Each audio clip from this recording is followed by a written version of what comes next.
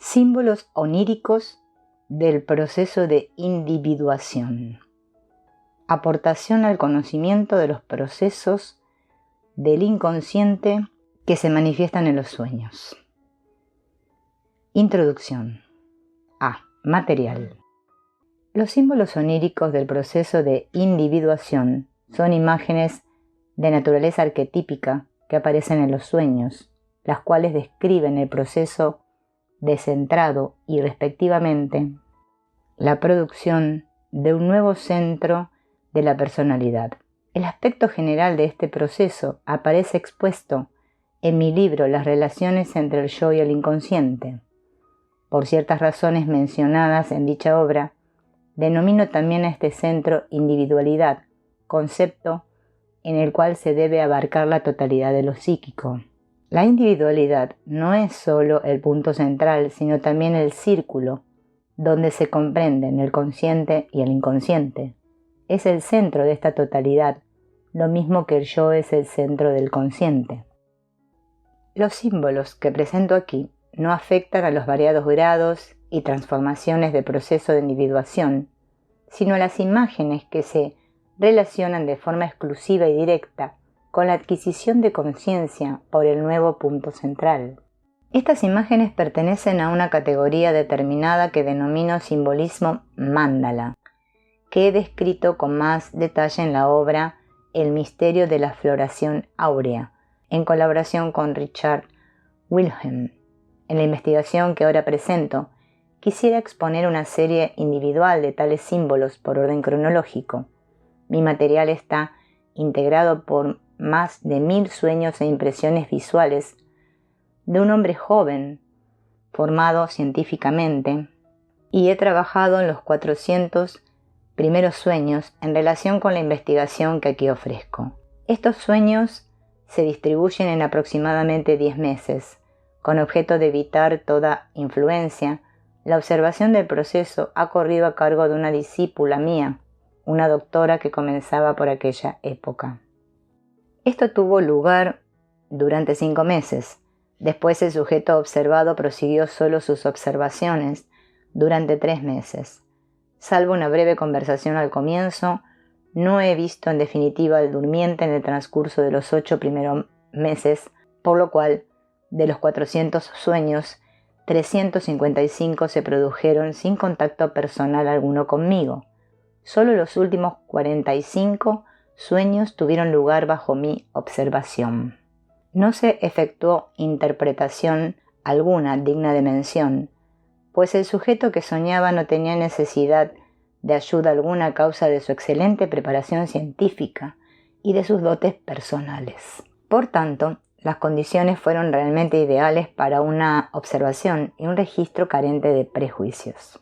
Los sueños iniciales, 22 en total, los presentaré al principio exactamente y en extractos para mostrar cómo está incrustado en el restante material del sueño el simbolismo mandala que ya aparece muy temprano.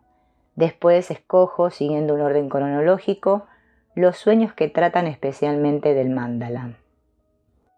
Mandala o mandala en sánscrito significa círculo y también círculo mágico. Su simbolismo abarca todas las figuras ordenadas de forma concéntrica, superficies circulares en torno a un centro, redondas o en cuadrado, así como todas las disposiciones radiales o esféricas, por citar únicamente las formas de aparición más importantes. Salvo pocas excepciones, han sido abreviados todos los sueños, bien entresacando la parte donde se refleja el pensamiento principal, o bien reduciendo el texto entero a lo más esencial, condensándolo en suma. Esta operación simplificadora no se ha traducido tan solo en una disminución de su extensión, sino que ha eliminado al mismo tiempo alusiones personales y complicaciones, basado esto último en razones de discreción. En el curso de esta intervención, no sin peligro, he evitado, según mi más leal saber y entender, toda arbitrariedad perturbadora del sentido.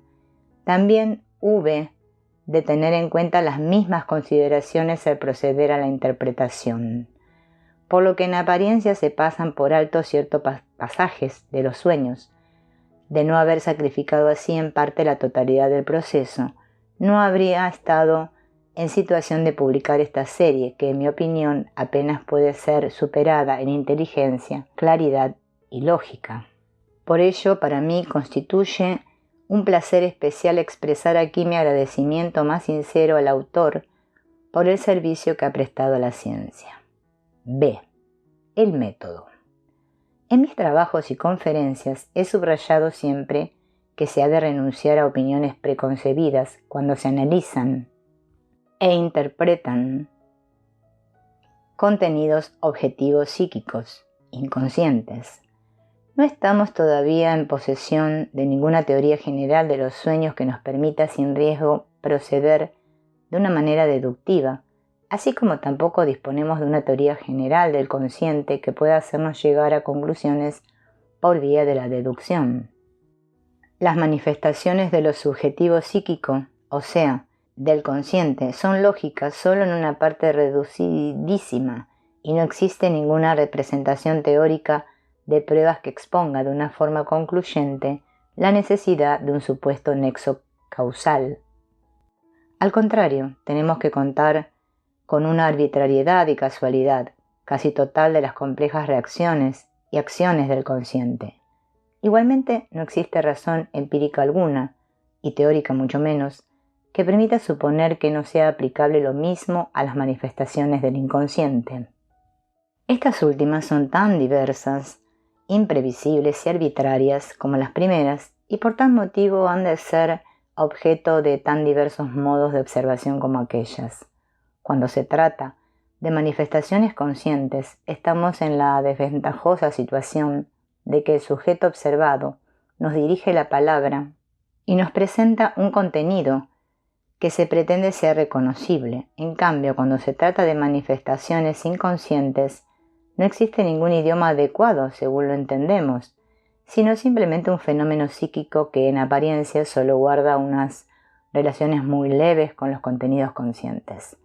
En caso de que la manifestación consciente fuera incomprensible, siempre se puede preguntar la opinión, pero el objetivo psíquico es extraño también a la conciencia en la que se expresa. Por tanto, se ha de emplear obligatoriamente el método que exige la lectura de un texto fragmentario o de uno que contenga palabras desconocidas, estudiar el contexto, mediante comparaciones de una serie de pasajes de textos donde aparezca la palabra desconocida, quizá se averigüe lo que puede significar.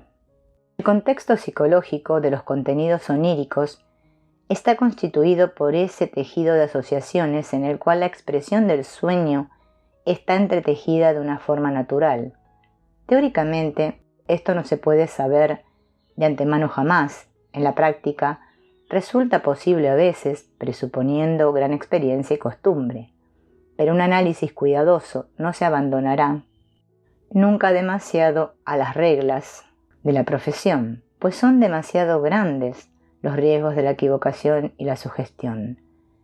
Precisamente cuando se analizan sueños aislados es reprobable, ni más ni menos este conocimiento previo y esta presuposición que se basan en esperanzas prácticas y en una probabilidad de tipo general.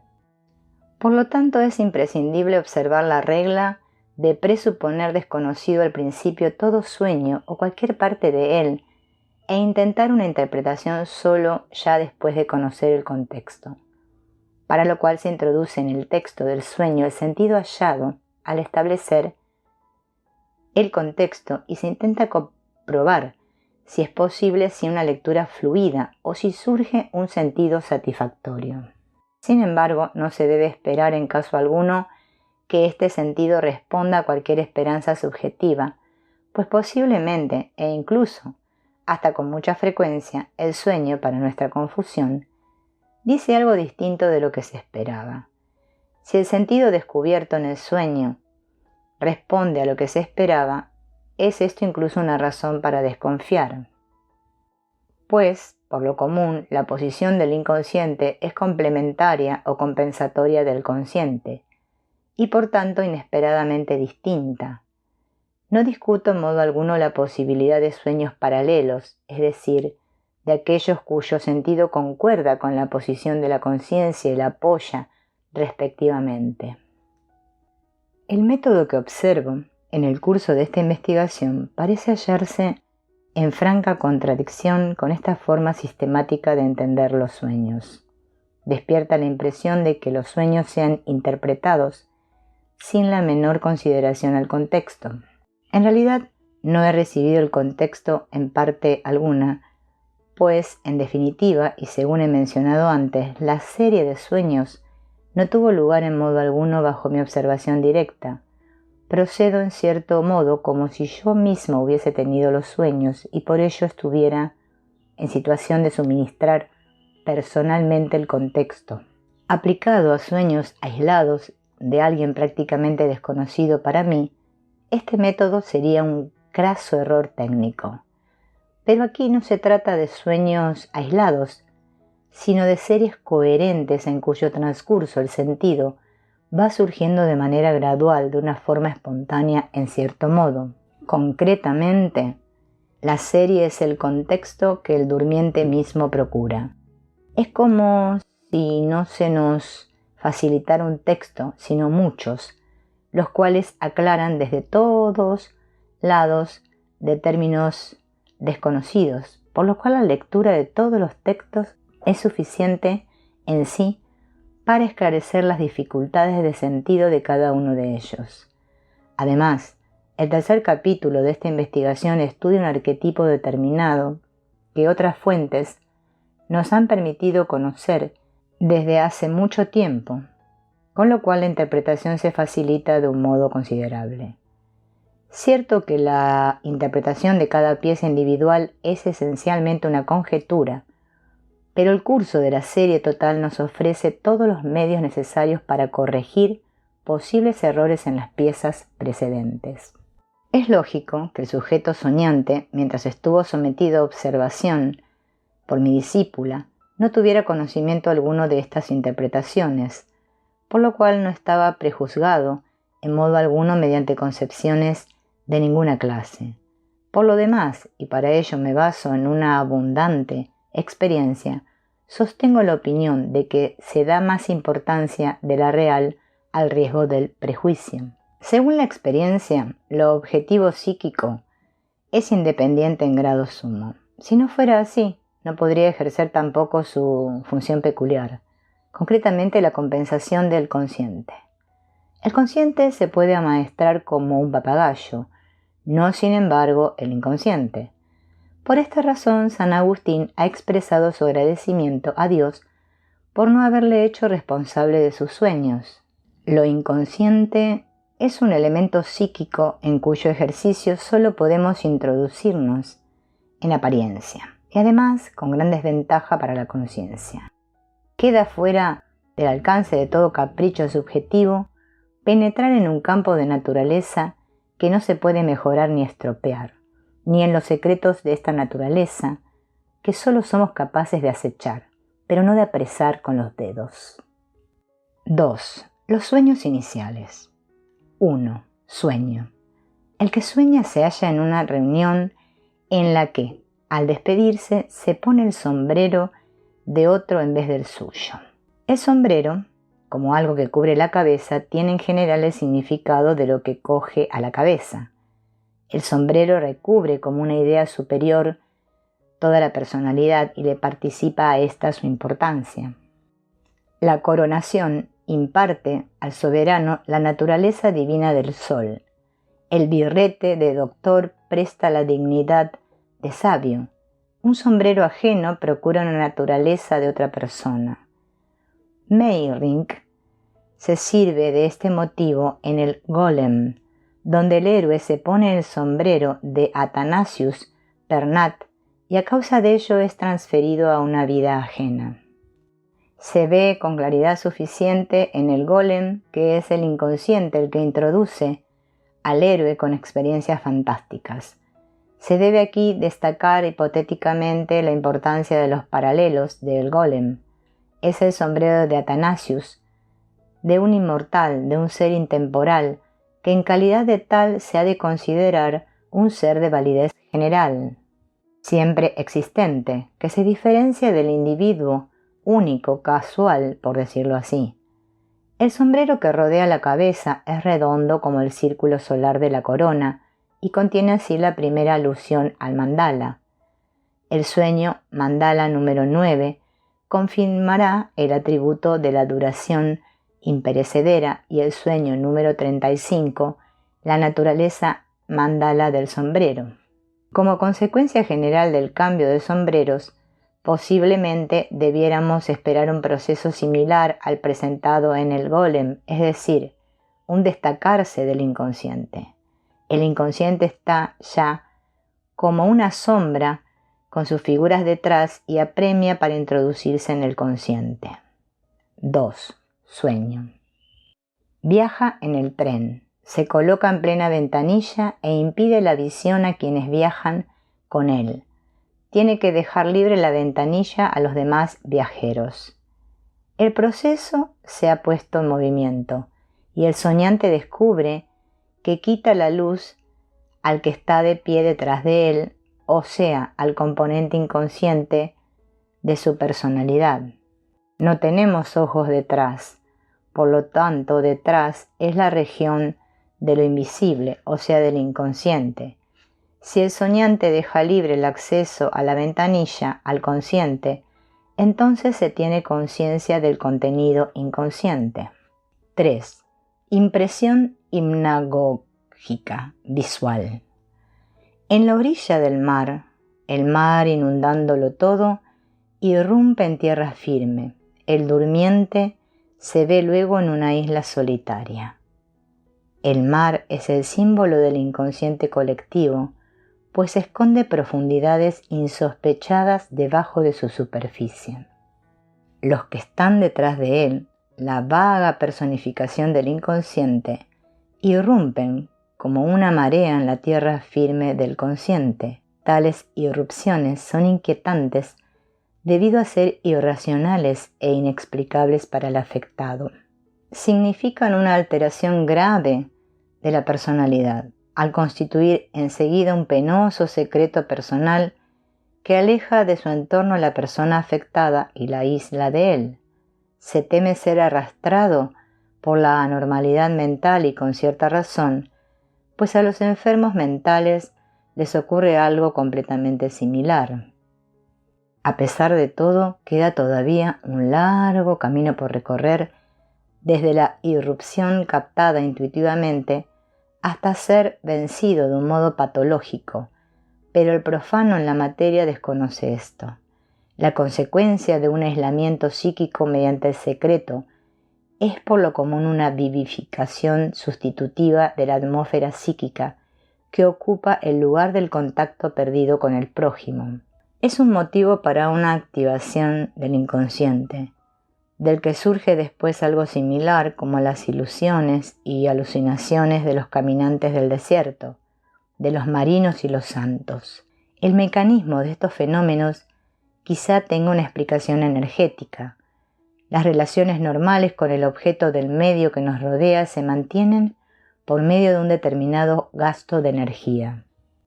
Si se corta la relación con el objeto, se produce una retención de la energía, la cual a su vez ocasiona una imagen sustitutiva equivalente.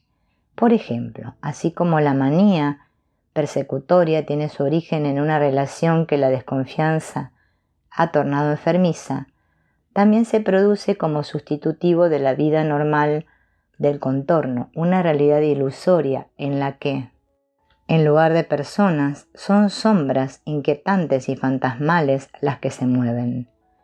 De aquí se deriva que los hombres primitivos vieran en los desiertos lugares solitarios y despoblados, unos sitios habitados por demonios y seres aparecidos. 4. Sueño. Está rodeado por muchas figuras de mujer indeterminadas. Una voz le dice: primero tengo que marcharme lejos del padre. Se ha producido aquí una vivificación de la atmósfera psíquica mediante el concurso de sucubi, como se diría en lenguaje de la Edad Media.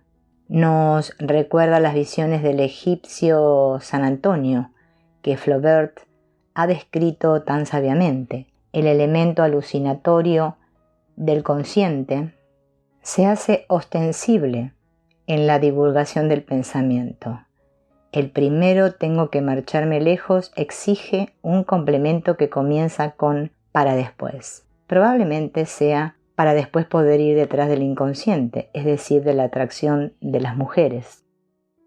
El padre, como representante del espíritu tradicional, tal como se manifiesta en religión y en el modo general de concebir el mundo, obstaculiza el camino del que sueña, apresa al soñante con el consciente y los valores de éste. El mundo masculino tradicional, con su intelectualismo y su racionalismo, se hace ostensible como obstáculo, de donde se ha de deducir que el inconsciente que se acerca al soñante se halla en manifiesto contraste con las tendencias del consciente y que el sujeto que sueña a pesar de estos contrastes muestra ya una gran tendencia a inclinarse hacia el inconsciente. Por lo tanto, parece ser que el inconsciente no está subordinado al juicio racional del consciente, sino que más bien puede que sea una experiencia sui generis. Naturalmente, no le resulta fácil al intelecto admitir esto, pues con ello se exige un sacrificium intellectus, si no total, sí al menos en parte. Además, el problema que se nos presenta en este caso es difícilmente concebible por el hombre moderno, pues al principio éste no puede comprender al inconsciente como una esfera vivencial peculiar y autónoma, sino como un apéndice intrascendente y como irreal del consciente.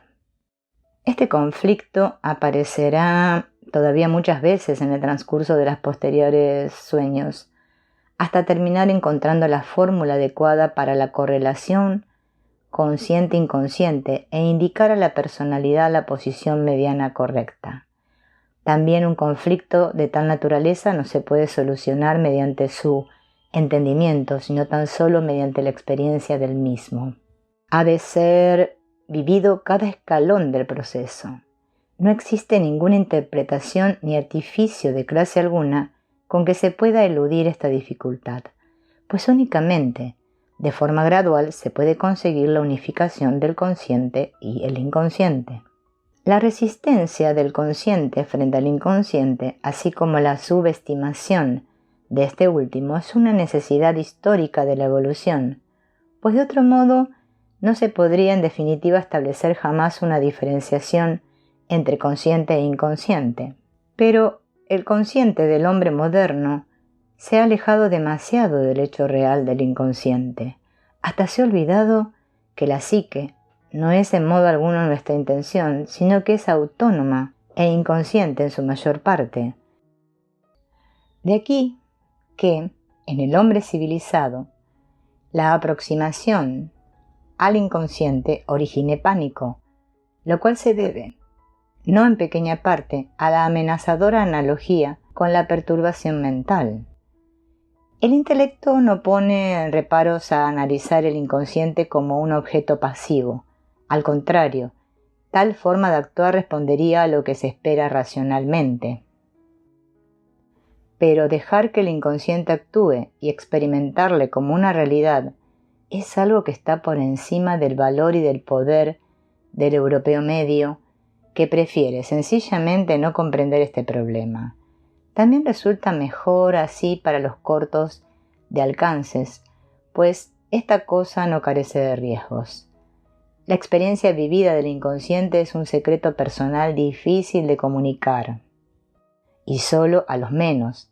Por ello aísla, como ya se ha dicho antes. Pero el aislamiento que se traduce es una vivificación compensadora del ambiente psíquico, y esto resulta inquietante. Las figuras que aparecen en este sueño son femeninas, con lo cual se señala la naturaleza femenina del inconsciente. Son hadas, sirenas seductoras y lamias las que fascinan al caminante solitario y le extravían. En forma similar aparecen en el comienzo de la Nequia de Polifilo las seductoras vírgenes. Una figura similar es la Melusina de Paracelso. Quinto, impresión visual. Una serpiente describe un círculo en torno al durmiente que permanece inmóvil en el suelo como un árbol.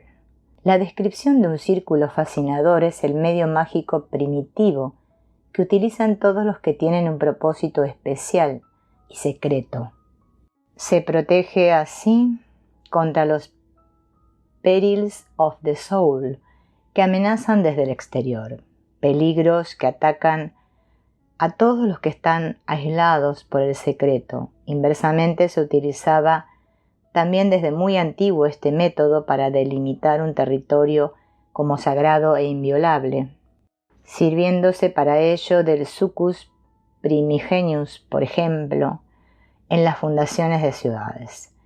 El hecho de que el durmiente permanezca en el centro como si hubiera echado raíces es una compensación de su impulso casi insuperable de escapar del dominio por el inconsciente.